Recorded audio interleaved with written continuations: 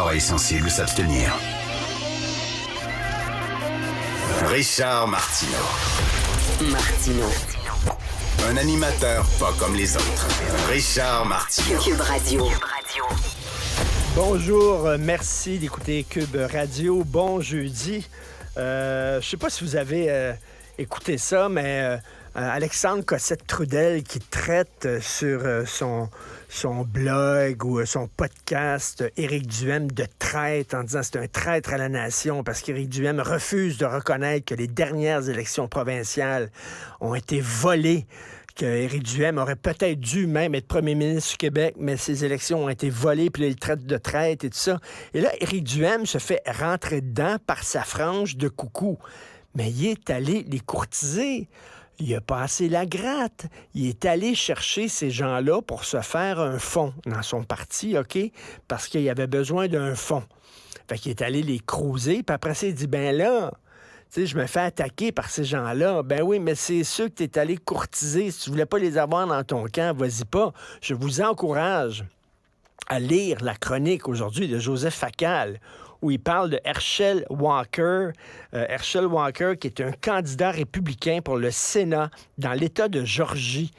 Et Joseph fait la liste de toutes les cloneries, les bizarreries de ce gars-là. C'est un ancien joueur de football. Et le gars, il s'est lancé en affaires. Là. Je vais lire Joseph. Il s'est lancé en affaires. Ça lui a valu d'innombrables poursuites en justice. Il a menti à répétition sur ses chiffres d'affaires et son nombre d'employés dans ses business. Il a prétendu être un agent du FBI alors qu'après vérification, il avait été juste invité d'honneur à un centre de formation du FBI. Il s'était amusé à tirer sur des cibles. Il n'était pas agent du FBI pantoute. Il était diagnostiqué comme atteint de troubles de la personnalité. Il a soutenu avoir 12 personnalités distinctes. OK, des personnalités qui étaient bonnes, d'autres mauvaises.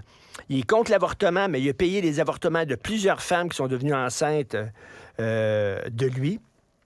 Il y a eu 4 femmes avec 4 enfants. Il y a eu 4 enfants avec 4 femmes différentes. Moi, il connaît d'autres enfants un peu à gauche et à droite.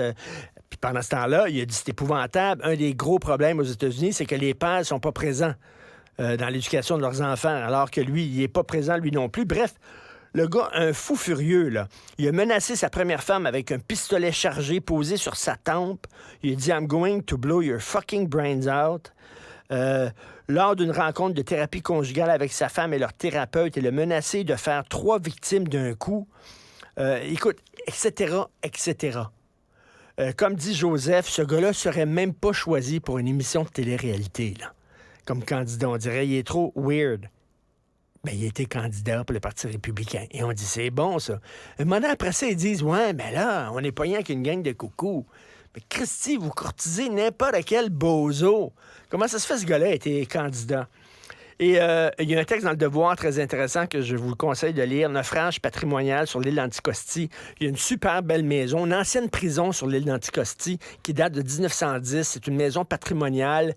Et là, on va la raser, on va passer le bulldozer dedans. Il y a des gens, il y a des citoyens qui sont prêts à l'acheter, qui sont prêts à la rénover, à la restaurer à leurs frais. Puis on dit non. Non. Voici pourquoi j'aime beaucoup, moi, l'Estrie et pas beaucoup les Laurentides. Je préfère l'Estrie aux Laurentides.